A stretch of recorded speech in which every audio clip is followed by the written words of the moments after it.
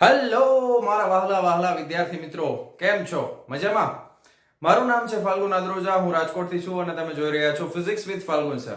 અને વહાલા વિદ્યાર્થી મિત્રો, અત્યારે આપણે જોઈ રહ્યા છીએ ધોરણ 11 ફિઝિક્સ ચેપ્ટર નંબર 6 કાર્ય, ઉર્જા અને પાવર, કે જેમાં લાસ્ટ લેક્ચરની અંદર આપણે કાર્ય શું છે, અચળ બળ વડે થયેલું કાર્ય, ખાસ કરીને અચળ બળ વડે થયેલું કાર્ય શું છે, કાર્ય ઉર્જા પ્રમેય શું છે, એના વિશે આપણે માહિતી મેળવી છે. બરાબર? અને આજે આપણે શરૂ કરવા જઈ રહ્યા છીએ એના ઉપર આધારિત દાખલાઓ. તો શરૂ કરીએ આજનો લેક્ચર ઉદાહરણ નંબર 6.2 ની સાથે. બીજા નંબરનો દાખલો છે. શું કહે છે કે આપણે જાણીએ છીએ કે આપણે શું જાણીએ છીએ? વરસાદનું ટીપું નીચે તરફ લાગતા ગુરુત્વાકર્ષણ બળ અને વિરુદ્ધ દિશામાં લાગતા અવરોધક બળની અસર હેઠળ પડે છે. આપણે જાણતા હતા, તમે જાણતા હતા. જો હવે સમજાવું ડિટેલમાં. અવરોધક બળ ટીપાની ઝડપના સમપ્રમાણમાં હોય છે, જે સામાન્ય રીતે જાણી શકાતું નથી. આ આપણે જાણી શકતા નથી એવું કહે છે. ધારો કે 1 ગ્રામ દળનું એક ટીપું 1 કિલોમીટર ઊંચાઈએથી પડે છે. તે જમીન પર 50 મીટર પ્રતિ સેકન્ડની ઝડપથી સ્પર્શે છે. તો પહેલું, ગુરુત્વાકર્ષણ બળ વડે કેટલું કાર્ય થયું હશે અને અજ્ઞાત અવરોધક બળ વડે કેટલું કાર્ય થયું હશે. હવે આ પ્રશ્નને સમજાવવા માટે ધ્યાન આપજો ખાસ. સૌથી પહેલા આપણે વાદળાઓથી શરૂ કરીએ. એવું તો કઈ સાહેબ આપ્યું જ નથી આમાં. ધારો કે આ રીતે વાદળા બંધાય છે, ઘણા બધા વાદળાઓ બંધાય. વાદળા બંધાશે એટલે જે બાષ્પ હોય એ ઠંડી પડે, બાષ્પ ઠંડી પડે એટલે બાષ્પ ભેગી થાય એટલે વાદળા બંધાય. પછી એમાંથી ટીપું બને. હવે એ ટીપું જે છે એ, ધારો કે અહીંયાથી એક ટીપું છે એ પડવાનું શરૂ કરે છે. ધારો કે આ એક પાણીનું ટીપું છે, પાણીનું બૂંદ છે. આ પાણીનું બૂંદ છે એ નીચે પડવાનું શરૂ કરે છે.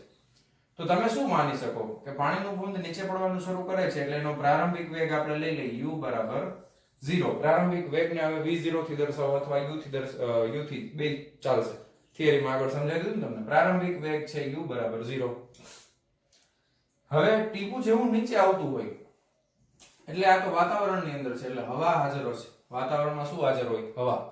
હવે એક વસ્તુ ન્યૂટનનો ગતિનો ત્રીજો નિયમ એમ કહે છે કે જો, ધ્યાનથી સાંભળજો વાક્ય, જો હવા સ્થિર હોય એકદમ અને તમે ગમે એટલી ઝડપથી ગતિ કરતા હો તો હવા તમારી સામે, તમારી સાથે એટલી જ ઝડપથી વિરુદ્ધ દિશામાં ભટકાશે. શું કહું છું કે ધારો કે આ ટીપું છે એ અહીંયા આપણને ઝડપ આપી છે 50 મીટર પ્રતિ સેકન્ડ. તો એનો મતલબ એમ કે ધારો કે જો હવા સ્થિર હોય તો આપણે એવું સમજવાનું કે હવા 50 મીટર પ્રતિ સેકન્ડ થી એની હારે ભટકાય છે ઉપર તરફ. એને કહેવાય હવાનું અવરોધક બળ. એને શું કહેવાય? હવાનું અવરોધક બળ, જે વાતાવરણ હોવાના લીધે હાજર છે. ખરેખર જો હવા ન હોય તો આ ટીપું પ્રવેગી ગતિ કરે ને એટલે 1 કિલોમીટર જેટલું અંતર કાપે ને ત્યાં સુધીમાં તો એનો વેગ છે ને આપણા માથામાં હોલ પાડી દે એવડો મોટો થઈ જાય. પણ કોઈ દિવસ ટીપા લાગે ખરા, આપણને ખબર છે વરસાદમાં, પણ હોલ નથી પડતા. એનું કારણ શું છે કે એનો વેગ ઓલમોસ્ટ અચળ હોય છે. ઓકે, વરસાદના ટીપાનો વેગ અચળ શું કામ ગણવામાં આવે છે? કારણ કે આપણે અત્યારે એવું ધારવાનું છે ટીપું જો નીચે આવતું હોય તો હવા છે એ ઉપર તરફ જતી હશે. તો આ હવા છે એના ઉપર એક અવરોધક બળ લગાવે છે. શું લગાવે છે? અવરોધક બળ. તો અવરોધક બળ કઈ તરફ લાગતું હશે? ઉપર તરફ. બરાબર ને? કઈ તરફ લાગે છે? તો કે ઉપર તરફ અવરોધક બળ લાગે છે, ઉપર તરફ. પણ ટીપાનું પોતાનું દળ છે. ટીપાનું પોતાનું કંઈક નાનું એવું થોડું દળ તો હશે જ, એમ જેટલું. તો એના લીધે ટીપા ઉપર એક વજન બળ લાગે છે અથવા ગુરુત્વાકર્ષણ બળ તમે કહો. તો W બરાબર mg ગુરુત્વાકર્ષણ બળ છે એટલે Wg. આ ક્યાં લાગે? તો કે આ નીચે તરફ લાગે. અવરોધક બળ કેટલું લાગે? તો કે અવરોધક બળ ઉપર તરફ લાગે. હવે પ્રારંભમાં એની પાસે જે ગતિ ઉર્જા છે એને આપણે પ્રારંભિક ગતિ ઉર્જા કહીએ તો કાઇનેટિક એનર્જી ઇનિશિયલ એટલે પ્રારંભિક. જ્યારે આ જમીન છે ધારો કે, તો અહીંયા ટીપું પહોંચવા આવે છે અને અહીંયા અથડાય છે ટીપું, ત્યારે એની પાસે જે વેગ છે એ v છે. તો એની પાસે જે આ વેગના લીધે ગતિ ઉર્જા હશે એ અંતિમ ગતિ ઉર્જા હશે, કે ફાઇનલ. ખ્યાલ આવ્યો? Okay, simple. આટલું સમજાઈ ગયું? તો હવે સૌથી પહેલા આપણે આ પ્રશ્નમાં જે ડેટા આપેલો છે એ આપણે લખતા જઈએ. સૌથી પહેલા કે દળ આપ્યું છે, દળ m બરાબર 1 ગ્રામ એટલે g. ગ્રામ તો નો ચાલે કારણ કે પ્રવેગ આપણે જ્યારે લેશું ત્યારે આપણે કેમાં લેશું? મીટર પ્રતિ સેકન્ડના વર્ગમાં લેશું ને, એટલે કિલોગ્રામમાં ફેરવવું પડે. 1 કિલોગ્રામ બરાબર 1000 ગ્રામ થાય. તો ગુણ્યા 10 ની ધ્યાન આપજો, સીધું ભાંગા 1000 કરો અથવા ડાયરેક્ટ 10 ની -3 ઘાત લખો અને પછી લખો કિલોગ્રામ. આ છે ટીપાનું દળ. ઓકે, હવે ડિસ્ટન્સ ઉપરથી નીચે ઊંચાઈ એટલે હાઈટ થાય. ઉપરથી નીચે ઊંચાઈ જે છે આ h અંતર કાપે છે ટીપું. આ h અંતર કેટલું છે? 1 કિલોમીટર છે. કિલોમીટરમાં હાલે નહીં, કેમાં ફેરવવું પડે? એસઆઈ સિસ્ટમમાં મીટરમાં લેવું પડે. તો 1 કિલોમીટર એટલે કેટલા મીટર થાય? 1000 મીટર થાય. હાલો, ખ્યાલ આવ્યો? તે જમીન પર 50 મીટર પ્રતિ સેકન્ડ ની ઝડપથી સ્પર્શે છે. એટલે ફાઇનલ અંતિમ વેગ તમે લખો v, અથવા તો પ્રારંભિક તમારે ખબર અહીંથી પડે છે એટલે પ્રારંભિક એ લખી નાખું છું સાથે 0 મીટર પ્રતિ સેકન્ડ, અને અંતિમ વેગ છે v બરાબર 50 મીટર પ્રતિ સેકન્ડ. તો ગુરુત્વાકર્ષણ બળ વડે કેટલું કાર્ય થયું હશે? એ પૂછ્યું છે. અને બીજું અજ્ઞાત અવરોધક બળ વડે કેટલું કાર્ય થયું હશે? તો સૌથી પહેલા આપણે કામ કરીએ, ગતિ ઉર્જામાં થતો ફેરફાર માપીએ. શું માપીએ? કાર્ય ઉર્જા પ્રમેય પ્રમાણે ગતિ ઉર્જામાં થતો ફેરફાર. એટલે પહેલા આપણે માપશું ગતિ ઉર્જામાં થતો ફેરફાર. ગતિ ઉર્જામાં થતો ફેરફાર આવે એટલે ડેલ્ટા, સંજ્ઞા તમને ખબર જ છે, ત્રિકોણ ડેલ્ટા કે બરાબર અંતિમ ગતિ ઉર્જા એટલે કે ફાઇનલ માઈનસ પ્રારંભિક ગતિ ઉર્જા એટલે કે ઇનિશિયલ. અંતિમ ગતિ ઉર્જા એટલે હાફ m v સ્ક્વેર, પ્રારંભિક એટલે half m u square. u તો 0 છે એટલે આ પદ 0 થઈ ગયું, એટલે ખાલી અંતિમ જ આવશે હાફ. દળ કેટલું છે? 10⁻³ ઘાત. અને વેગ કેટલો છે? વેગ છે 50. તો 50 નો વર્ગ છે એટલે 50 ગુણ્યા 50. ખ્યાલ આવ્યો? એટલે ધારો કે કેટલા થઈ જશે? તો કે આ 25 દુ 50 બરાબર, 25 × 125, અને આ મીંડું વધારાનું, અને ગુણ્યા છે 10⁻³ ઘાત એટલે 1 2 અને 3. તો આ 1.25 પાછળ 0 લખવાની કોઈ જરૂર નથી. 1.25 ઉર્જા છે. એકમ શું આવે બોલો? જૂલ. ઓકે, તો ગતિ ઉર્જાનો ફેરફાર કેટલો આવ્યો? ડેલ્ટા કે બરાબર 1.25 જૂલ. ઓકે, આટલો ફેરફાર આવ્યો. હવે તમને પેલું એમ પૂછ્યું છે ગુરુત્વાકર્ષણ બળ વડે કેટલું કાર્ય થાય. તો અહીંયા લખું છું ગુરુત્વાકર્ષણ બળ વડે થયેલું કાર્ય. ગુરુત્વાકર્ષણ બળ વડે થતું કાર્ય. હવે ગુરુત્વાકર્ષણ બળ વડે કાર્ય એટલે શું? કાર્ય એટલે શું થાય? લાસ્ટ લેક્ચરમાં આપણે ભણ્યા બળ ગુણ્યા સ્થાનાંતર. કાર્ય બરાબર શું થશે? બળ ગુણ્યા સ્થાનાંતર. ગુરુત્વાકર્ષણ બળ કઈ તરફ લાગે છે? નીચે તરફ. સ્થાનાંતર એ ક્યાં થાય છે? ટીપાનું નીચે તરફ. ગુરુત્વાકર્ષણ બળ તો કે F, ગુરુત્વાકર્ષણ બળ એટલે Fg લખું છું, ગુણ્યા સ્થાનાંતર કેટલું થાય છે? એની ઊંચાઈ જેટલું, h જેટલું. હવે ગુરુત્વાકર્ષણ બળ કેટલું લાગે છે? તો કે Fg બરાબર Wg.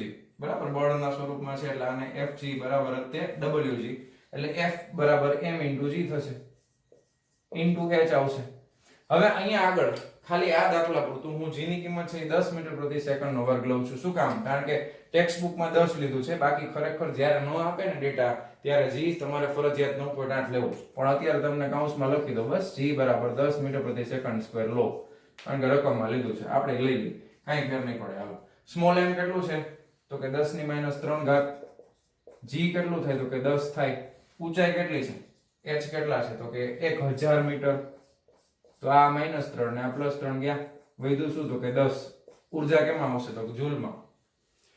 ખ્યાલ આવ્યો તમને? તો ગુરુત્વાકર્ષણ બળ વડે થયેલું કાર્ય આવશે 10 જૂલ. ખ્યાલ આવ્યો? હવે આપણે ધ્યાન આપો છેલ્લા મુદ્દામાં શું ગોતવાનું છે કે અજ્ઞાત અવરોધક બળ વડે કેટલું કાર્ય થાય. તો કે અહીંયા ધ્યાનથી જોવો ટીપા ઉપર, એક બળ નીચે લાગે છે એટલે નીચે તરફ કાર્ય કોણ કરશે? ગુરુત્વાકર્ષણ બળ. અવરોધક બળ છે એ ઉપર તરફ લાગે છે એટલે એક કાર્ય કોણ કરતું હોય? તો કે અવરોધક બળ. એટલે બે કાર્ય છે, એક ગુરુત્વાકર્ષણ બળ દ્વારા થતું કાર્ય, એક અવરોધક બળ દ્વારા થતું કાર્ય. અને ટીપું ઉપરથી નીચે આવે છે એટલે ગતિ ઉર્જામાં ફેરફાર થાય છે. તો તમે લખી શકો કે કાર્ય ઉર્જા પ્રમેય પરથી, કાર્ય ઉર્જા પ્રમેય પરથી ગતિ ઉર્જામાં થતો ફેરફાર બરાબર શું લખી શકાય? કુલ કાર્ય. કાર્ય કોના કોના લીધે થાય છે? તો Wg. ઓકે, ગુરુત્વાકર્ષણ બળ દ્વારા થતું કાર્ય Wg, અથવા એક કામ કરો ને Fg ની બદલે Wg જ રાખો. બરાબર, Wg એટલે mgh, Fg નથી રાખો, બસ કાર્ય છે એટલા માટે કન્ફ્યુઝ ન થતા. Wg પ્લસ કોણ કરે છે? એક અવરોધક બળ એટલે Wr, r એટલે રેઝિસ્ટન્સ, અવરોધ. Okay, Wr. હવે અવરોધક બળ દ્વારા થતું કાર્ય જોઈએ છે, જો ડેલ્ટા કે આપણી પાસે છે તો Wr ને આપણે કરતા બનાવીએ તો શું થાય? Delta k minus Wg. Delta k કેટલા છે? તો કે 1.25 માઈનસ 10 એટલે કેટલા થઈ જશે? 10 માંથી 1 જાય તો 9, 9 માંથી પોઈન્ટ બચી જાય તો 8.75, પણ માઈનસમાં 8.75 જૂલ Wr. તો અવરોધક બળ વડે થતું કાર્ય કેટલું આવશે? -8.75 જૂલ. ઋણ નિશાની શું દર્શાવે છે? કે અવરોધક બળ વડે થયેલું કાર્ય ગતિની વિરુદ્ધ દિશામાં છે, ઉપર તરફ, અને ગુરુત્વાકર્ષણ બળ વડે થયેલું કાર્ય નીચેની તરફ છે, ગતિની દિશામાં છે, એટલા માટે ધન છે. આ એટલા માટે ઋણ છે. ઓકે, લખી નાખો ફટાફટ. બહુ સરસ દાખલો છે. વિડિયો પોઝ કરીને જવા દઉં છું હવે. ચાલો લખી નાખજો. ચાલો ચાલો વિદ્યાર્થી મિત્રો, હવે આપણે જોવાના છે ઉદાહરણ નંબર 6.3. શું કહે છે? એક સાયકલ સવાર 10 મીટર અંતર ઘસડાઈને સ્થિર થાય છે. આ ઘટના દરમિયાન રસ્તા વડે સાયકલ પર લાગતું 200 ન્યૂટનનું બળ કોણ લગાવે છે? બળ રસ્તા વડે સાયકલ પર લાગતું, એટલે ઘર્ષણ બળ હોઈ શકે. આપણે સમજી શકીએ કે રસ્તો છે એ સાયકલ ઉપર ઘર્ષણ બળ લગાવી શકે. ગતિની વિરુદ્ધ દિશામાં જ લાગે છે. તો રસ્તા વડે સાયકલ પર કેટલું કાર્ય થયું હશે અને સાયકલ વડે રસ્તા પર કેટલું કાર્ય થયું હશે? બહુ સરસ પ્રશ્ન છે. જો લોજિક વાપરવાનું છે, બીજું કાંઈ નથી આમાં. જો સૌથી પહેલા તમે કન્સેપ્ટને સમજો. તમને ખબર જ છે કે મને બહુ સાયકલ વ્યવસ્થિત દોરતા આવડતી નથી, બરાબર? એટલે હું મારી રીતે સાયકલ બનાવીને તમને સમજાવું છું, તમારે સમજી લેવાનું, બરાબર? આ સાયકલ છે, લ્યો, પડ્યું જઈડું નહીં રસ્તાને. હવામાં ઘર્ષણ બળ ક્યાંથી લાગે ભાઈ? આ રીતે સાયકલ છે, બરાબર? હવે આખી સાયકલ કેમ બનાવી મારે? બહુ મન ફાવે નહીં. આ તમે સમજો ને, આ રીતે સાયકલ છે. હવે હેન્ડલ બેન્ડલ હવે દોરવા જઈશ તો નહીં જગ્યા રહે.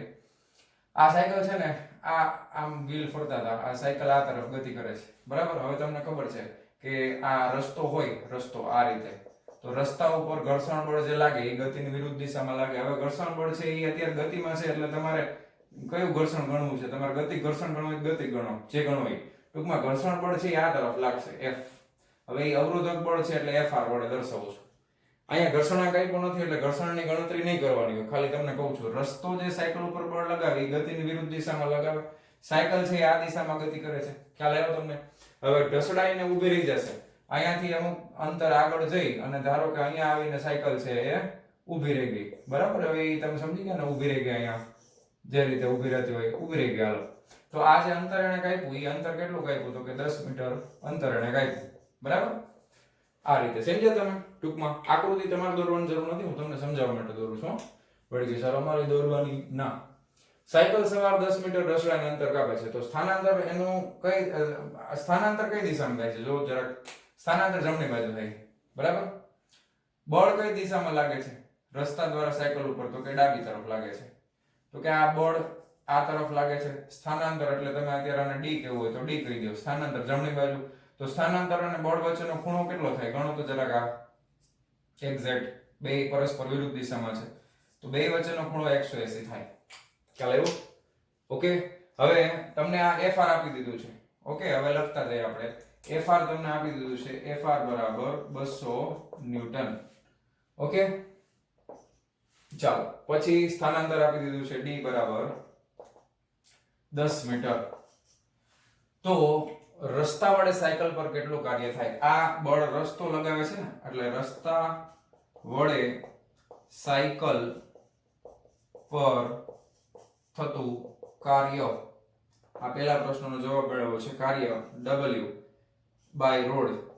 Okay, so W by rod is equal to કેટલું થશે? કાર્ય બરાબર બળ ગુણ્યા સ્થાનાંતર, એટલે FR into D into cos θ. ખબર છે ને સૂત્ર? FR into D into cos θ. હવે બળ અને સ્થાનાંતર વચ્ચેનો ખૂણો કેટલો છે? 180 ડિગ્રી, એટલે cos 180 લખવા પડશે આપણે. 200 ગુણ્યા 10 ગુણ્યા cos 180 એટલે cos pi. cos 180 કેટલા થાય બોલો? -1 થાય. કેટલા થાય? -1. એટલે આ આવશે -2 મીંડા એકાનું કાર્ય છે, એટલે જુઓ લો. તો રસ્તા વડે થયેલું કાર્ય W by rod, work by rod, -2000 joule હશે, કે જે સાયકલ સવારની ગતિની વિરુદ્ધ દિશામાં હોય છે. આ કાર્ય ગતિની વિરુદ્ધ દિશામાં છે, એટલા માટે જ સાયકલ છે એ ઊભી રહી છે, બરાબર? તો આ રીતે જવાબ આવશે. હવે બીજો પ્રશ્ન અગત્યનો છે, સાયકલ વડે રસ્તા પર કેટલું કાર્ય થાય? તો ધ્યાન આપજો. ન્યૂટનના ગતિના ત્રીજા નિયમ પ્રમાણે તમે શું કહી શકો? કે રસ્તો જેટલું બળ સાયકલ પર લગાડે છે એટલું જ સાયકલ રસ્તા ઉપર વિરુદ્ધ દિશામાં બળ લગાવે છે. ખાસ આ વાક્ય ધ્યાનથી સમજજો. રસ્તો જેટલું બળ સાયકલ પર લગાડે છે તેટલું જ વિરુદ્ધ દિશામાં બળ સાયકલ રસ્તા પર લગાડે છે. ઓકે, કેના ઉપરથી આવ્યું? આ આવ્યું ન્યૂટનના ગતિના ત્રીજા નિયમ પરથી. પણ સાયકલે રસ્તા ઉપર બળ લગાવ્યું, શું રસ્તાનું સ્થાનાંતર થાય છે? તો કે રસ્તો તો હતો ન્યા છે, સાયકલનું સ્થાનાંતર થયું, રસ્તાનું સ્થાનાંતર થયું નથી. પરંતુ રસ્તાનું સ્થાનાંતર થતું ન હોવાથી કાર્ય શૂન્ય ગણાશે. ખ્યાલ આવ્યો? કારણ કે સ્થાનાંતર 0 તો કાર્ય કેટલું થાય? 0. તો હવે આ દાખલા ઉપરથી આપણે શું શીખવાનું છે કે આ દાખલા ઉપરથી એવું શીખવાનું છે કે જો પદાર્થ A પદાર્થ B ઉપર બળ લગાવે તો ન્યૂટનના ગતિના બીજા નિયમ પ્રમાણે પદાર્થ B છે એ પણ પદાર્થ A ઉપર એટલું જ પણ વિરુદ્ધ દિશાનું બળ લગાવે. પરંતુ આ દાખલા ઉપરથી આપણે એવું જાણી શક્યા છીએ કે એવું જરૂરી નથી કે પદાર્થ A દ્વારા પદાર્થ B ઉપર જેટલું કાર્ય થતું હોય એટલું જ કાર્ય પદાર્થ B દ્વારા પદાર્થ A ઉપર વિરુદ્ધ દિશામાં થતું હોય, એવું જરૂરી નથી. કારણ કે અહીંયા જો સ્થાનાંતર તો થતું નથી તો કાર્ય કેટલું થાય? 0. બળનો નિયમ સાચો છે પણ સ્થાનાંતર થતું ન હોવાથી ન્યૂટનનો ગતિનો ત્રીજો નિયમ કાર્ય માટે તમે સીધો લાગુ પાડી શકશો નહીં. ઓકે, તો આ દાખલામાં કેલ્ક્યુલેશન બહુ ઓછું અને વિચારવાનું ઘણું બધું વધારે હતું. તો એ ખાસ તમારે યાદ રાખવાનું છે, કેવી રીતે આપણે વિચારવું એ ધ્યાનથી સમજજો. ઓકે, હવે બીજી વસ્તુ, 2 દાખલાથી આપણું પેટ ભરાય નહીં. પ્રેક્ટિસ માટે હજી આપણે 1-2 દાખલા કરશું. ઓકે, તો ફટાફટ આ વિડિયો પોઝ કરી અને આ લખી નાખો અને હવે આપણે 1-2 દાખલા પ્રેક્ટિસ માટે જોઈએ છીએ. ચાલો જવા દઉં છું. ચાલો વિદ્યાર્થી મિત્રો, સ્કીપ નથી કરવાનો બિલકુલ, જોવાના જ છે, નકર તમને સમ દઈ દઈશ. કારણ કે દાખલામાં જેટલી પ્રેક્ટિસ કરશો એટલું તમારું ફિઝિક્સ પાવરફુલ થશે. ચાલો શરૂ કરીએ. એક પદાર્થ પર કૌંસમાં 3, 2, 1 ન્યૂટન બળ લગાડતા. હવે પેલું તો આને સમજવું શું તો કે તમને એવું કંઈક લાગે છે કે યામ પદ્ધતિમાં કંઈક આપ્યું એવું લાગે છે, x યામ હોય, y યામ હોય અને z યામ હોય અને પાછળ ન્યૂટન આપ્યું છે એટલે બળના યામ છે, બળનું x યામ, y યામ, z યામ. એટલે પહેલા તો છે ને આ બળને છે ને સદિશના સ્વરૂપમાં આમ લખાય. આ x યામ છે એટલે 3 i કેપ લખવાનું પ્લસ કરવાનું, 2 છે એટલે 2 j કેપ લખવાનું પ્લસ કરવાનું, 1 છે એટલે 1 z કેપ લખવાનું, z ક્યાં k કેપ, બરાબર ને? આ રીતે લખાય એમ. એટલે આમાં કન્ફ્યુઝ નહીં થવાનું. આવી રીતે આપે ને ખાલી 1 2 આપ્યું હોય તો એ પેલો x યામ, બીજો y યામ, અહીંયા x y z ત્રણેય આપ્યા છે. તે x અક્ષની દિશામાં 5 મીટર સ્થાનાંતર કરે છે. સાવ સહેલો દાખલો જો. સ્થાનાંતર સદિશના સ્વરૂપમાં 5 x અક્ષ માટે i કેપ લખીએ ને એકમ સદિશ. ઓકે, અને એકમ આવશે અહીંયા જો એકમ લખવાનો નહીં ભૂલો નકર અડધો માર્ક કપાઈ જાય. આ ન્યૂટન એકમમાં અને આ મીટરમાં આપ્યું છે. તો હવે તમારે ગોતવાનું છે પદાર્થ પર બળ વડે થતું કાર્ય. બળ વડે થતું કાર્ય, કાર્ય એટલે બળ ગુણ્યા સ્થાનાંતર થાય. કાર્ય એટલે કે w બરાબર f ડોટ d થાય, બળ ગુણ્યા સ્થાનાંતર. ઓકે, હવે આપણે f ડોટ d સદિશના સ્વરૂપમાં આપ્યું છે તો સદિશના સ્વરૂપમાં લખશું 3i cap 2j cap k cap 1 હોય એટલે ખાલી k કેપ લખો તો હાલે. અને d છે એ 5i કેપ છે. હવે તમને સદિશ ગુણાકાર ડોટ વાળો આવે ને, i નો i આરે 1 થાય, બાકી આ 0 આ 0, વધ્યું શું 5 તેરી 15. કાર્યનો એકમ આ ન્યૂટનમાં છે મીટરમાં, એટલે આ કાર્ય આવશે જૂલમાં. તમારે જાતે એક ઘરે પ્રેક્ટિસ કરવાની. શું તો કે ધારો કે આ સ્થાનાંતર છે એ અત્યારે x અક્ષની દિશામાં આવ્યું છે, પછી તમને સ્થાનાંતર છે y અક્ષમાં, તમારે સ્થાનાંતર y માં લેવાનું, પછી સ્થાનાંતર z માં લેવાનું અને કાર્ય કેટલું થાય છે એ ગણવાનું. ખ્યાલ આવી ગયો? તમારે જાતે શું કરવાનું? y અક્ષમાં સ્થાનાંતર 5 મીટર લઈ લેવાનું, z માં લઈ લેવાનું, પછી જાતે ગણવાનું કેટલું કાર્ય થાય છે. એટલે આ સૌથી સહેલો દાખલો આ પોઈન્ટ ઉપરનો. બરાબર, વિડિયો પોઝ કરીને લખી નાખો ફટાફટ. ચાલો જવા દઉં છું. ચાલો વિદ્યાર્થી મિત્રો, નેક્સ્ટ દાખલો શું કે છે? આકૃતિમાં સમક્ષિતિજ રફ સપાટી, રફ એટલે ખરબચડી, બરાબર, સપાટી પર પડેલા કેપિટલ M દળના આ M દળનો બ્લોકને સમક્ષિતિજ સાથે થીટા કોણ બનાવતી દિશામાં લાગતા બળ F, સમક્ષિતિજની સાથે ખૂણો છે થીટા, F વડે ખસેડવામાં આવે છે. જો બ્લોક સ્મોલ d જેટલું સ્થાનાંતર કરે, એટલે આ સ્થાનાંતર સ્મોલ d, તો થતું કાર્ય શોધો. બ્લોક અને સપાટી વચ્ચેનો ઘર્ષણાંક mu છે. ઘર્ષણાંક તમને આપી દીધો છે. હવે આમાં છે ને માત્ર તમારું જ્ઞાન છે ને એ તમારે ચકાસવાનું છે. આમાં આન્સર છે એ કઈ ટૂંકમાં આંકડામાં જવાબ નહીં આવે. તમને ડાયાગ્રામ વ્યવસ્થિત સમજાય છે કે નહીં એ જ જોવાનું છે. હવે આમાં ઘર્ષણ બળ ધ્યાનમાં લેવું પડશે, ફ્રી બોડી ડાયાગ્રામ આપણે જોશું, બળ ધ્યાનમાં લેશું અને કાર્યને ધ્યાનમાં લેશું. બધા કન્સેપ્ટ ભેગા કરેલા છે, ખાલી બસ એટલી વસ્તુ ધ્યાનમાં લેશું. સૌથી પહેલા આપણે જોઈએ કે બ્લોક અહીંયા જ્યારે પડ્યો છે ત્યારે એના ઉપર કયા કયા બળો લાગે છે. તો સૌથી પહેલા એનું દળ m છે, એટલે એક તો કેન્દ્રમાંથી જાણે કે આ તરફ એનું વજન બળ લાગતું હોય w બરાબર m × g. ઓકે, આટલું વજન બળ લાગે. હવે બ્લોક છે એ પોતાનું વજન બળ નીચે લાગે તો સપાટી છે એના ઉપર કયું બળ લગાવે? તો કે લંબ બળ લગાવે. તો એ લંબ બળ ઉપર તરફ ધારો કે n જેટલું લંબ બળ લગાવે છે. ઓકે, હવે તો કે બળ F છે એ સમક્ષિતિજ સાથે થીટા ખૂણો છે, એટલે બળના બે ઘટકો મળશે. એક સમક્ષિતિજ ઘટક મળશે, એ આપણને મળશે F cos થીટા જેટલો, અને એક શિરોલંબ ઘટક મળશે, આની હારે જ હોય. એટલે એ કેટલો હોય? તો કે અહીંયા આપણે પ્લસ કરીને લખી શકાય. આ દિશામાં છે ને, એટલે n પ્લસ ઉપર તરફ છે F sin થીટા. ખ્યાલ આવ્યો? બળના બે ઘટકો. હવે બ્લોક છે એ ખસે છે જમણી તરફ, તો ઘર્ષણ બળ કઈ તરફ લાગે ભાઈ? તો કે ઘર્ષણ બળ લાગે ડાબી તરફ. તો ઘર્ષણ બળ છે એ ડાબી તરફ લાગશે. ઘર્ષણ બળને આપણે Fs વડે દર્શાવીએ અત્યારે. ડાબી તરફ લાગે છે. લગભગ બધા બળો આપણે લઈ લીધા. હવે આના માટે તમે FBD બનાવો અથવા FBD ન બનાવો તો આમાંથી ખ્યાલ આવી જશે, પણ આપણે બનાવી નાખીએ કે આના માટેનો FBD ફ્રી બોડી ડાયાગ્રામ બનાવો તમે. ધારો કે તો ફ્રી બોડી ડાયાગ્રામમાં કઈ રીતે બનાવશું? જો આ કેન્દ્રમાંથી એક આ બળ લાગે છે F. જમણી બાજુ કયા બળ લાગે છે? તો કે જમણી બાજુ એક જ લાગે છે F cos થીટા. ડાબી બાજુ કયું લાગે છે? તો કે ડાબી બાજુ લાગે છે ઘર્ષણ બળ.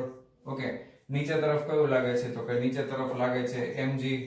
ઉપર તરફ કયા કયા લાગે છે? તો કે ઉપર તરફ લાગે છે capital N plus F sin theta. ખ્યાલ આવ્યો? તો આ એનો ફ્રી બોડી ડાયાગ્રામ છે. અહીંયા આપણે ખૂણો દર્શાવવો પડે, આ થીટા.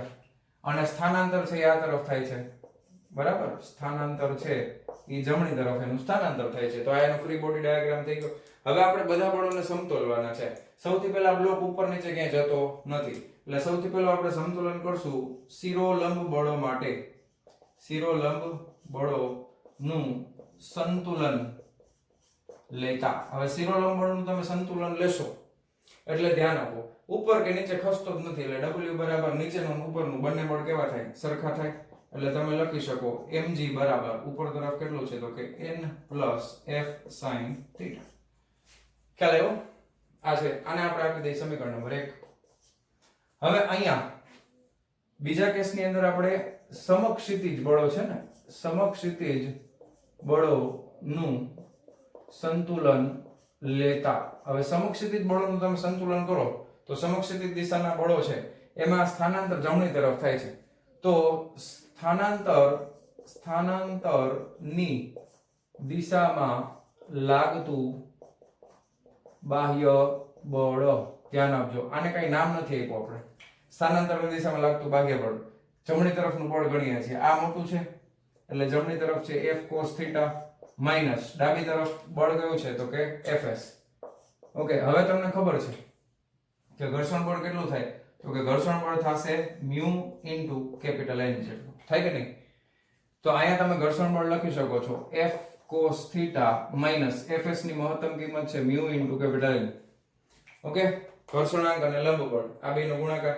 હવે લંબ બળની કિંમત n ની કિંમત તમે સમીકરણ 1 ઉપરથી બનાવો તો n બરાબર શું લખી શકાય? n બરાબર mg minus F sin theta. તો કેપિટલ N ની કિંમત સમીકરણ 1 પરથી મૂકતા, બરાબર, અહીંયા તમે મૂકી દો કિંમત, એટલે F cos theta minus mu n એટલે થઈ જશે કૌંસમાં mg minus F sin theta. થયું આવી રીતે? ખ્યાલ આવ્યો? તો આ સ્થાનાંતરની દિશામાં લાગતું બાહ્ય બળ મળી ગયું આપણને. સ્થાનાંતરની દિશાનું બળ ખબર છે, સ્થાનાંતર ખબર છે, તો કાર્ય એટલે શું થાય? બળ ગુણ્યા સ્થાનાંતર. તેથી તમે લખી શકો કાર્ય બરાબર બળ ગુણ્યા સ્થાનાંતર. બળ એટલે સ્થાનાંતરની દિશાનો જ આ ઘટક છે ને, આ બળ છે એ સ્થાનાંતરની દિશામાં જ છે. એટલે આ આખે આખું હોય F cos theta minus mu mg minus minus જો અંદર થઈ જશે એટલે plus mu F sin theta અને એના ગુણાકારમાં આવી જશે સ્થાનાંતર એટલે d. આટલું કાર્ય થાય. ઓકે, ખ્યાલ આવી ગયો? આટલું એના ઉપર કાર્ય થશે. હજી તમારામાંથી કોમન કાઢવો હોય તો કાઢી શકો, બરાબર? f ને કોમન કાઢી શકો અને પછી અહીંયા અંદર કૌંસમાં cos θ plus mu sin θ લખ્યા હોય, પણ એની કઈ જરૂર નથી. આ રીતે તમને જવાબ મળશે. તો આ એકચ્યુઅલી થિયોરેટિકલ એક્ઝામ્પલ છે, કન્સેપ્ટ ક્લિયર કરવાની વાત છે. લંબ બળનો કન્સેપ્ટ, ઘર્ષણ બળનો કન્સેપ્ટ, કાર્યનો કન્સેપ્ટ, ઓકે, ખૂણાનો કન્સેપ્ટ, બધું આ દાખલામાં ક્લિયર થઈ જશે તમારું. રેડી? તો લખી નાખો ફટાફટ વિડિયો પોઝ કરીને. ચાલો જવા દઉં છું. ચાલો લખી નાખજો. ચાલો વિદ્યાર્થી મિત્રો, હવે આપણે જોવાના છીએ as per the text book 6.4 નંબરનો ટોપિક, જેનું નામ છે ગતિ ઉર્જા. હવે ગતિ ઉર્જા એટલે શું? પહેલી વસ્તુ એ કે ઉર્જા એટલે પદાર્થની કાર્ય કરવાની ક્ષમતા. તો ગતિ ઉર્જા એટલે શું? તો કે જ્યારે કોઈ પદાર્થ ગતિમાં હોય ત્યારે તેની ગતિના કારણે જે કાર્ય કરી શકે પદાર્થ, એને પદાર્થની ગતિ ઉર્જા કહે છે. બરાબર? તો કાર્ય ઉર્જા પ્રમેયમાં આપણે ગતિ ઉર્જા વિશે ખ્યાલ આપણને ખબર જ છે. એ ફરી પાછું એકવાર તમને રિપીટ કરાવો. કાર્ય ઉર્જા પ્રમેયમાં આપણે આવું સમીકરણ મેળવ્યું હતું, half mv² minus 1/2 mu² is equal two કાર્ય એટલે હતું બળ ગુણ્યા સ્થાનાંતર. ઓકે, ધારો કે આપણે સદિશના સ્વરૂપમાં રાખીએ તો આ શું દર્શાવતું હતું? તો કે આ કાર્ય. આ શું હતું? તો કે આ અંતિમ ગતિ ઉર્જા હતી કે ફાઇનલ. આ શું હતું? તો કે આ પ્રારંભિક ગતિ ઉર્જા હતી. તો ગતિ ઉર્જાની વ્યાખ્યા તમે શું આપી શકો? કે ધારો કે કોઈ પણ ક્ષણે પદાર્થનો વેગ v હોય તો પદાર્થના વેગના વર્ગ ના દળ સાથેના ગુણાકાર ના અડધા મૂલ્યને તે પદાર્થની ગતિ ઉર્જા કહે છે. બરાબર ને? કે કોઈ પણ ક્ષણે v સમય v જેટલા વેગથી ગતિ કરતા પદાર્થની ગતિ ઉર્જા કેટલી? તો કે પદાર્થની ગતિના વર્ગ, પદાર્થના વેગના વર્ગ ના દળ સાથેના ગુણાકારના અડધા મૂલ્યને તે પદાર્થની ગતિ ઉર્જા કહે છે. ખ્યાલ આવ્યો? હવે ખાલી એમનું જનરલ સમીકરણ આપણે લખવું હોય તો ગતિ ઉર્જા માટે એને ઇંગ્લિશમાં કહેવાય કાઇનેટિક એનર્જી. કેવી એનર્જી કહેવાય? Kinetic energy. એટલે એ k વડે દર્શાવવાના છીએ આપણે, અને k બરાબર થઈ જશે હાફ mv². ગતિ ઉર્જાનું સૂત્ર શું છે? 1/2 mv². ખ્યાલ આવી ગયો? તો ગતિ ઉર્જાનો ખ્યાલ બહુ જૂનો પુરાણો છે. ઘણા બધા વર્ષો પહેલાથી જ્યારનું વિજ્ઞાન ડેવલપ થાય છે ત્યારના ખ્યાલ ડાયરેક્ટ આ કદાચ સમીકરણ ખબર ન હોય પણ એનો ગતિ ઉર્જાને ઉપયોગમાં તો આપણે લેતા જ હતા. કઈ રીતે ઉપયોગમાં લેતા હતા? તો કે એકદમ ઝડપથી વહેતું કોઈ પાણી હોય, પ્રવાહી હોય, બરાબર છે? તો એના પ્રવાહનો ઉપયોગ કરીને તમે કોઈ વસ્તુને ગોળ ફેરવી શકો છો. બરાબર છે? પ્રવાહનો ઉપયોગ કરીને તમે દાખલા તરીકે પવન જાય છે, પવનચક્કી બધાએ જોઈ હોય. પવન પાસે વેગ છે તો પવનની ગતિ ઉર્જા હોય, હવાની ગતિ ઉર્જા છે, એના લીધે પવનચક્કીના પાંખિયા શું થાય? ફરે. હવે અત્યારે આપણે પવનચક્કીનો ઉપયોગ, બરાબર, વિન્ડમિલ કહેવાય ને, પવનચક્કીનો ઉપયોગ આપણે વિદ્યુત ઉર્જા મેળવવા માટે કરી છે. પણ પહેલાના સમયમાં પવનચક્કીનો ઉપયોગ છે એ અનાજ દળવા માટે થતો. આપણે અત્યારે કેમ ઘરઘંટી વાપરીએ છીએ, તો અનાજ દળવા માટે પવનચક્કીનો ઉપયોગ થતો. સૌથી જૂનામાં જૂની પવનચક્કી લાકડામાંથી બનાવેલી હતી અને એ આઈ થિંક નેધરલેન્ડની અંદર છે. બરાબર? અને એનો ઉપયોગ છે ને અનાજ દળવા માટે થતો હતો. બરાબર? એ જ રીતે સઢવાળા વહાણ છે. તો સઢવાળા વહાણની અંદર સઢ શું કામ રાખેલું હોય? કે એ સઢને તમે ફેરવો એટલે જે દિશામાં પવન છે એ સઢમાં ભરાશે, એ દિશામાં વહાણ ઉપર બળ લાગશે. એટલે તમે ખરેખર ગતિ ઉર્જાનો ઉપયોગ કરીને એને ગતિમાં લઈ આવો છો. તો સિમ્પલ થિયરી છે. ગતિ ઉર્જાના ખ્યાલ આપણે ખાલી ગતિ ઉર્જાનું સૂત્ર યાદ રાખવાનું છે, 1/2 mv² ઉર્જા છે એટલે એનો એકમ શું થશે? જૂલ. હજી એક બીજો કન્સેપ્ટ પણ તમને સાથે સાથે સમજાવી દઉં. ધારો કે આ જ ગતિ ઉર્જાના સૂત્રમાં ઉપર નીચે તમે દળ વડે પાછું ગુણાકાર કરો તો ઉપર દળ થઈ જશે m² v² ના છેદમાં m આવી જાય. હવે આ m² v² છે એટલે આ 1/2 mv લખાય, આખાનો વર્ગ લખાય, ના છેદમાં m લખાય.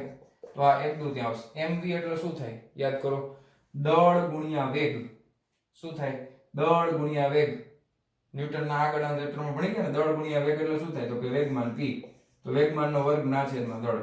તો ગતિ ઉર્જાને તમે આ રીતે પણ લખી શકો છો. બની શકે કોઈ MCQ દાખલાની અંદર આ સૂત્ર પણ આવતું હોય, આનો ઉપયોગ કરવો પડતો હોય, એટલે 1/2 p² m પણ લખી શકો. ધારો કે તમને વેગમાન આપ્યું છે અને દળ આપ્યું છે અને તમને ગતિ ઉર્જા પૂછી, વેગ ન થાય તો તમે આ સૂત્ર સીધું વાપરી શકો ને. ખ્યાલ આવે છે ને તમને? સમજે છે ને? તો તમે આ સૂત્ર પણ જનરલી આ સૂત્ર વધારે યુઝ થશે, પણ એના ઉપરથી તમે આ સૂત્ર પણ મેળવી શકો, 1/2 p²/m, એટલે અહીંયા વેગમાનનો વર્ગ ના છેદમાં દળ આવશે. ઓકે, તો એકદમ સિમ્પલ થિયરી છે ગતિ ઉર્જાની, અને હવે આપણે ગતિ ઉર્જા ઉપર આધારિત દાખલાઓ જોવાના છે. ચાલો જવા દઉં છું. આ નીચેનું સૂત્ર એક લખી નાખજો, k બરાબર 1/2 p²/m. p છે એ છે વેગમાન, p બરાબર વેગમાન એવું લખજો. ચાલો જવા દઉં છું. ચાલો વિદ્યાર્થી મિત્રો, હવે આપણે જોવાના છે ઉદાહરણ નંબર 6.4.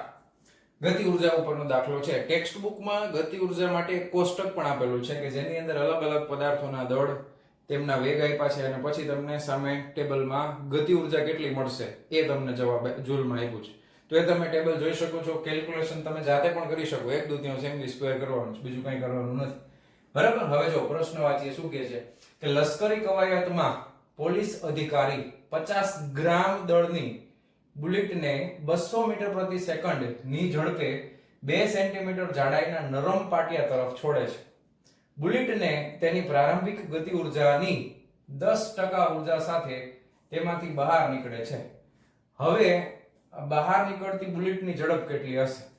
ઓકે, ઝડપ પૂછી છે કેટલી હશે, તો આપણે ડેટા લખતા જઈએ. જો દળ છે m બરાબર 50 ગ્રામમાં છે, નો ચાલે, 10 ની -3 ઘાત, કેમાં ફેરવી નાખું મેં? કિલોગ્રામમાં ફેરવી જ નાખવાનું, કારણ કે ફેરવવું જરૂરી છે. આ મીટર પ્રતિ સેકન્ડમાં આપ્યો છે ને, જો ઝડપ મીટર પ્રતિ સેકન્ડમાં આપી છે, એટલે તમે લખો વેગ છે v બરાબર, અથવા તમે પ્રારંભિક વેગ છે એટલે u લખવાનો, બસ u બરાબર આપણે લખી નાખીએ 200 મીટર પ્રતિ સેકન્ડ છે. ઓકે, હવે તમારે એની જે ગતિ ઉર્જા છે એ 10% માંથી બહાર નીકળે છે. ફાઇનલ એની પાસે પ્રારંભિક ગતિ ઉર્જા કેટલી હશે? તો આપણે લખીએ, ચાલો, કે પ્રારંભિક ગતિ ઉર્જા બરાબર k ઇનિશિયલ બરાબર 1/2 mu² થાય કે નહીં? તો 1/2 આ કેટલું છે? 50 × 10 ની -3 ઘાત, u એટલે 200 નો વર્ગ, તો 2 દુ 4, પછી મીંડામાં 2 છે, વર્ગ કરો એટલે 1 2 3 ને 4 મીંડા થઈ જાય. તો આ 1 મીંડું સોરી આ 3 મીંડા ગયા, -3 અને આ +3 વહી ગયા, બરાબર. પછી આ થઈ ગયું 2 દુ 4 એટલે 20, 5 દુ 10 અને 2 મીંડા એક એક્સ્ટ્રા, તો કેટલા આવ્યા? 1000. ઉર્જાનો એકમ શું થાય? જૂલ. તો પ્રારંભિક ગતિ ઉર્જા કેટલી છે? 1000 જૂલ. હવે અંતિમ ગતિ ઉર્જા કેટલી છે? પ્રારંભિકની 10% જ છે, આની ખાલી 10% છે, તો ગતિ ઉર્જામાં કેટલો ઘટાડો થાય છે? 90%. ખ્યાલ આવ્યો?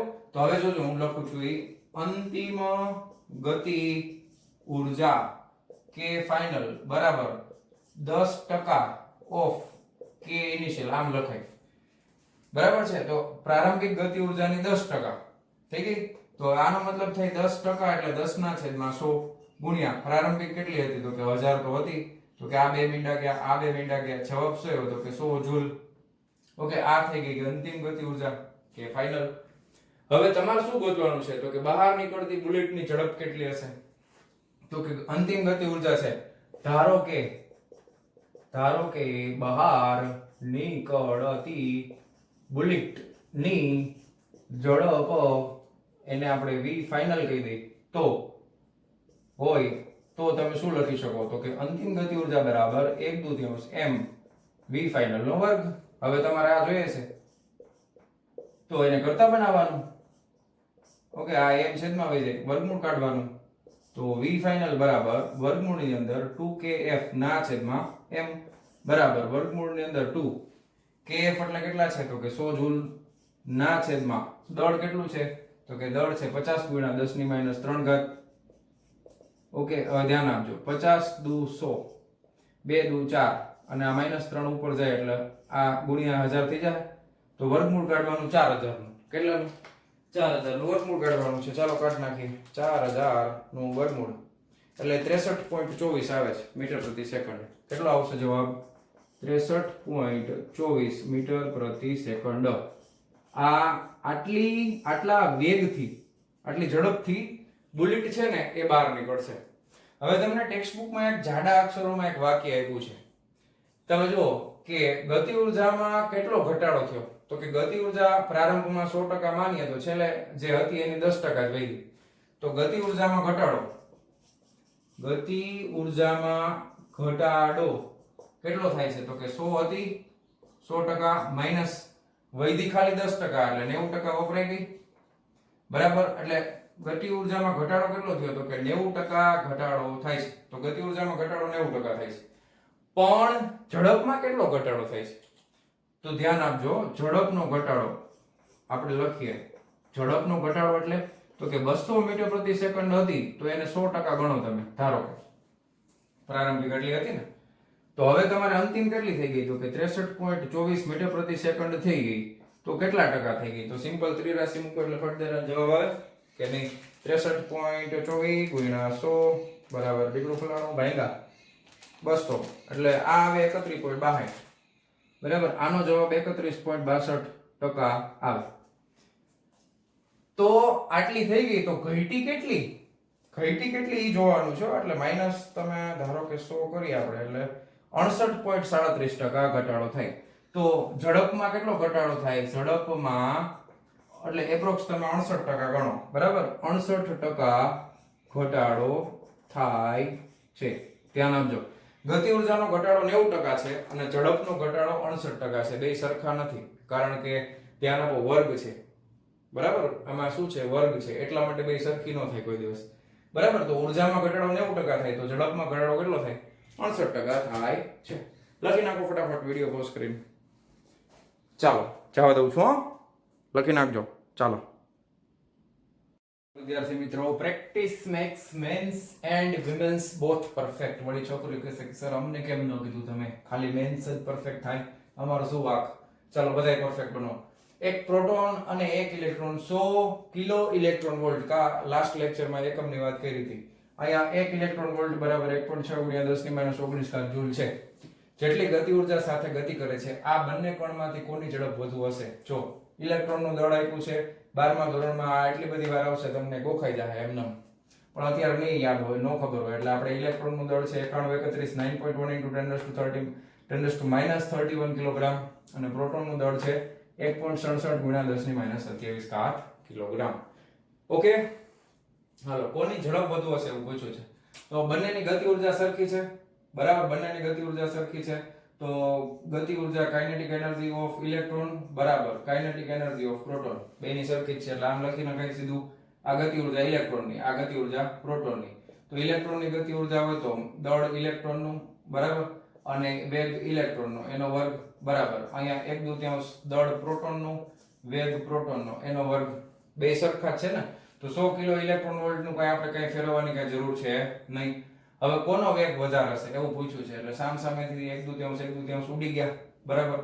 હવે ધારો કે તમે અહીંયા આ વેગને એક બાજુ લઈ લ્યો, દળને એક બાજુ લઈ લ્યો, તો વેલોસિટી ઓફ ઇલેક્ટ્રોન ના છેદમાં વેલોસિટી ઓફ પ્રોટોન આખાનો કાઉન્સ કરીને વર્ગ કરી નાખું તો સામે પ્રોટોનનું દળ ના છેદમાં ઇલેક્ટ્રોનનું દળ થાય. સ્ટેપ સમજાણું હા કે ના? બરાબર. હવે આ વર્ગ છે, આ એમનેમ છે. હવે આને બે બાજુ વર્ગમૂળ લઈ લ્યો એટલે ઇલેક્ટ્રોનનો વેગ ના છેદમાં પ્રોટોનનો વેગ બરાબર વર્ગમૂળમાં પ્રોટોનનું દળ ના છેદમાં ઇલેક્ટ્રોનનું દળ આવે. હવે આ બે તમારી પાસે છે. જો આપણે ખાલી કોનો વેગ વધારે છે કેટલો છે એ કઈ ગોતવાનું નથી. કોનો વધારે છે કોનો ઓછો, કેટલા ગણો વધારે છે એ આપણને ખબર પડી જાય એટલે વાર્તા પૂરી થઈ ગઈ. જો તો પ્રોટોનનું દળ તમે લખશો એટલે 1.67 × 10⁻27 છે. ના છેદમાં ઇલેક્ટ્રોનનું તમે લખો એટલે 9.1 × 10⁻31 છે. ખાસ ધ્યાન આપજો ઘાતમાં. પહેલા હું છે ને ઘાતને સોલ્વ કરી નાખું, નકર પછી કઈ લોચો ન થવો જોઈએ. એટલે 10 ની જો આ -31 ઉપર જાય એટલે +31 થઈ જાય. 27 28 29 30 31 એટલે 4 ઘાત આવે. ખ્યાલ આવ્યો તમને? બરાબર ને? હવે 10 ની 4 ઘાત છે એનું વર્ગમૂળ કાઢો એટલે જવાબ જે કંઈ પણ આવે એના ગુણાકારમાં 10 ની 2 ઘાત થાય. ખ્યાલ આવ્યો તમને? જો હવે આપણે કેવી રીતે જો શોર્ટકટ કરીએ આપણે 1.67 ભાગ્યા આપણે કરવાના છે 9.1 બરાબર. જે જવાબ આવે એનું કાઢવાનું વર્ગમૂળ એટલે 0.42 ત્યાંથી આવ્યો. બરાબર. આ કેટલો આવ્યો? 0.42 ત્યાંથી આવ્યો. બરાબર. એના ગુણા 10 ની 2 ઘાત એટલે 100 એટલે 42.83 જવાબ આવે. ઓકે. તો આ આપણને શું મળ્યું? VE ના છેદમાં VP. એટલે તમે આને આમે લખી શકો કે ઇલેક્ટ્રોનનો વેગ છે એ 42.83 ગણો પ્રોટોનના વેગ કરતા વધારે છે. ઇલેક્ટ્રોનનો વેગ પ્રોટોનના વેગ કરતા 42.83 ગણો વધારે છે એમ કહેવાય. શું કામ વધારે છે એવું પૂછે તો ઇલેક્ટ્રોનનું દળ ઓછું છે, આ જો -31 એટલે આ નાનું થાય ભાઈ, ઘાતમાં માઇનસ છે એટલે નાનું થાય, આ -27 છે એટલે આનું દળ વધારે છે, આ દળ વધારે છે, આ દળ ઓછું છે. તો અને જો ગતિ ઉર્જા સરખી હોય તો શું થાય, તો કે જેનું દળ ઓછું હોય એનો વેગ વધારે હોય તો જ ગતિ ઉર્જા બેની હરખી થઈ શકે, કારણ કે તમારે બેને હરખાવાના છે ને, ધ્યાન આપો. આનું દળ, આ દળ તો કે ઓછું, આનું દળ તો કે વધારે, બે સરખા ક્યારે થાય, તો કે મારે આ છે ને એને વધારવું પડે તો જ બે હરખા થાય. એટલા માટે ઇલેક્ટ્રોનનો વેગ વધારે હોય, પ્રોટોનના વેગ કરતા ઇલેક્ટ્રોનનો વેગ કેવો હોય, વધારે. આ એનો જવાબ લખી નાખો ફટાફટ, બહુ સરસ દાખલો છે. વિડિયો પોઝ કરીને ચાલો જવા દઉં છું. હો ચાલો વિદ્યાર્થી મિત્રો, ચલો દાખલો છો, ચિંતા ન કરતા, હમણાં થઈ જશે.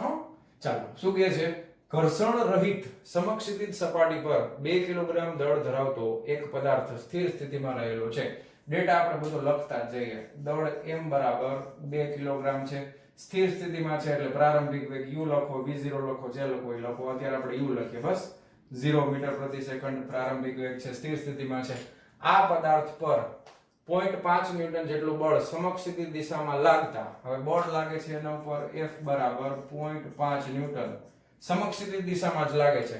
પદાર્થનું સ્થાનાંતર બળની દિશામાં થાય છે એટલે θ 0 થઈ ગયો એટલે cos 0 બરાબર 1 આવશે. આ બળ વડે પદાર્થ પર 8 સેકન્ડમાં થતું કાર્ય શોધો. બોલો લ્યો, t બરાબર 8 સેકન્ડ તમે લેવાની, એનામાં કેટલું કાર્ય થાય છે એ શોધવાનું છે એટલે w બરાબર ક્વેશ્ચન. તથા દર્શાવો કે આ કાર્ય પદાર્થની ગતિ ઉર્જાના ફેરફાર જેટલું છે. તો તમારે કાર્ય પણ શોધવાનું છે અને ગતિ ઉર્જાનો ફેરફાર ગોતવાનો છે. તો તમે યાદ કરો, કાર્ય એટલે થશે બળ ગુણ્યા સ્થાનાંતર. તો પહેલા જો આપણે પહેલા કાર્ય ગોતવાની માથાકૂટ કરીએ તો કાર્ય માટે કાર્ય એટલે શું થાય, તો કે w, કાર્ય બરાબર f અને સ્થાનાંતર, સ્થાનાંતર એટલે દાખલા તરીકે અત્યારે અહીંયા d રાખો, f s cos θ રાખો, બસ આ રીતે લખી. હવે મારી પાસે f છે, θ મને ખબર છે બળની દિશામાં થાય છે એટલે અહીં તમે લખી શકો કે θ બરાબર 0 ડિગ્રી છે એટલે cos 0 બરાબર 1 થઈ ગયું. ગોતવાનું રહ્યું સ્થાનાંતર. જો ગોતવાનું શું છે, તો કે સ્થાનાંતર ગોતવું પડે. તો સ્થાનાંતર ગોતવા માટે સ્થાનાંતરનું સમીકરણ યાદ કરો. ગતિના 3 સમીકરણો છે, એમાંથી સ્થાનાંતરનું સમીકરણ અંતર x બરાબર x લેતા ને આપણે એમાં s લેશું, એમાં લખતા આપણે v0t એટલે ut પ્લસ હાફ at², આવું કરતા. ઓકે, હવે પ્રારંભિક વેગ 0 છે એટલે આ પદ તો 0 થઈ ગયું. તો આમાં t છે પણ પ્રવેગ નથી પાછો. બોલો શું કરવાનું? આવી રીતે વિચારવાનું દાખલો ગણવા માટે. ભલે આ સ્ટેપ તમને બધા સિક્વન્સમાં નહીં લાગે પણ તમે તો આ જ રીતે વિચારવાનો ને કે હવે આપણે શું ગોતવું પડે, તો કે પ્રવેગ નથી, આ પ્રવેગ ગોતવો પડશે. તો પ્રવેગ માટે બળ છે દળ છે, તો પ્રવેગ મળી જાય ને, F બરાબર માં મળે કે નહીં, તો પ્રવેગ મળશે a બરાબર f ના છેદમાં m. તો બળ છે 0.5 ના છેદમાં દળ છે 2 બરાબર, એટલે 0.5 ભાગ્યા 2 કરો તો એટલે 0.25 થાય ને, કેટલા થાય? હા એટલા જ થાય. 0.5 ભાગ્યા 2 એટલે 0.25 થયો. ખ્યાલ આવ્યું? તો 0.25 મીટર પ્રતિ સેકન્ડ આટલો પ્રવેગ મળી ગયો. હવે પ્રવેગ છે એ ક્યાં મૂકી દેવાનો? આમ બરાબર. આને આપણે આપી દઈએ સમીકરણ નંબર 1, આપી દઈએ સમીકરણ નંબર 2. a ની કિંમત સમીકરણ 2 માં મૂકો એટલે સ્થાનાંતર મળશે s બરાબર 1/2. આ u તો 0 છે એટલે પદ ઉડી ગયું. પ્રવેગ તમે લખો 0.25, સમય આપ્યો છે 8 સેકન્ડ, ઈઠ્યો 64 બરાબર. અથવા તો અહીંયા 8 ગુણ્યા 8 કરો ને, આ ભાગ્યા 2 છે જ, 2 ચોક 8, 8 ચોક 32, 32 ગુણ્યા 0.25 કરો, 0.25 લખેલા છે, હા તો કાંઈ વાંધો નહીં, 32 ગુણ્યા 0.25 એટલે આ જ આલે પાછો 8 જ જવાબ આવ્યો છે. 1 ના છેદમાં 4 થાય ને 8 જ આવે. યાર કેમ આમ કરો? તો આ 8 મીટર થઈ ગયું સ્થાનાંતર. હાલો હવે આનું કામ પતી ગયું, સ્થાનાંતર મળી ગયું, તો કાર્ય મળી જાય ને. હવે આ છે એને કેમાં મૂકવાનું? સમીકરણ નંબર 1 માં મૂકો બરાબર. આ આપણે સમીકરણ 2 માં મૂકવાનું, આ હવે સમીકરણ 1 માં મૂકો. તો સમીકરણ 1 બરાબર w બરાબર f કેટલું છે, તો કે 0.5, s કેટલું છે, તો કે 8 અને cos 0 બરાબર 1 થાય. તો 8 પંચા 40 અને છેદમાં 10 એટલે આવે 4 જૂલ. તો કાર્ય મને મળ્યું 4 જૂલ. કેટલું મળ્યું? 4 જૂલ કાર્ય મળ્યું. હવે તમને એમ કીધું છે કે કાર્ય પદાર્થની ગતિ ઉર્જાના ફેરફાર જેટલું થાય. તો હવે ગતિ ઉર્જાનો ફેરફાર લેવો પડશે ભાઈ, અને એ પણ જવાબ 4 જૂલ જ આવશે. ધ્યાન આપો કે ગતિ ઉર્જાનો ફેરફાર એટલે ડેલ્ટા k લખો એટલે અંતિમ ગતિ ઉર્જા માઈનસ પ્રારંભિક ગતિ ઉર્જા થાય. હવે જો પ્રારંભિક અને અંતિમ એટલે ધારો કે આ અંતિમમાં વેગ ફાઇનલ એટલે વેગ લખીએ ને v mv સ્ક્વેર અને આ પ્રારંભિકમાં mu સ્ક્વેર, તો પ્રારંભિક વેગ તો 0 છે, પ્રારંભિક વેગ તો 0 છે, તો આ પદ ઉડી ગયું. બરાબર, તો ગતિ ઉર્જાનો ફેરફાર કેટલો આવશે? 1/2 mv સ્ક્વેર જેટલો આવશે. ઓહો v ક્યાં નથી ને, વેગ તો જો અંતિમ વેગ ક્યાં છે આપણી પાસે, છે જ નહીં ડેટામાં, તો વેગ ગોતવો પડશે. લે મૂંઝાવાનું થોડું હોય, નથી આપ્યું મૂકી દો, નથી કરવો, એમ ન હાલે. અંતિમ વેગ v બરાબર u પ્લસ at છે કે નહીં? ગતિ ઉર્જાનું પહેલું જ સમીકરણ જો v is equal two u plus at, આપણે યાદ કરતા હતા v બરાબર v0 પ્લસ at, u લખો. હવે પ્રારંભિક વેગ તો 0 છે એટલે આ ઉડી ગયું, તો આ અહીંયા અંતિમ વેગ તમને મળશે a * t. પ્રવેગ તમે ઓલરેડી જો અહીં ગોતેલો છે એટલે પાછો ન ગોતાય. પ્રવેગ કેટલો થાય તો કે 0.25 ગુણ્યા t, સમય કેટલો છે 8 એટલે 4 દુ 8 એટલે આ 2 થઈ જાય, 25 8 202, બરાબર 2 મીટર પ્રતિ સેકન્ડ. આ આવ્યું. તો ગતિ ઉર્જાનો ફેરફાર હવે મળી જાય કે નહીં? હવે અહીંયા કિંમત મૂકો 1/2, દળ કેટલું છે તો કે 2 કિલોગ્રામ. આ 2 ગયા અને v નો વર્ગ 2 નો વર્ગ 2 દુ 4. ગતિ ઉર્જાનો ફેરફાર ડેલ્ટા k કેટલો આવ્યો? જૂલ. જો બે સરખા આવ્યા કે નહીં? મજા આવી ગઈ?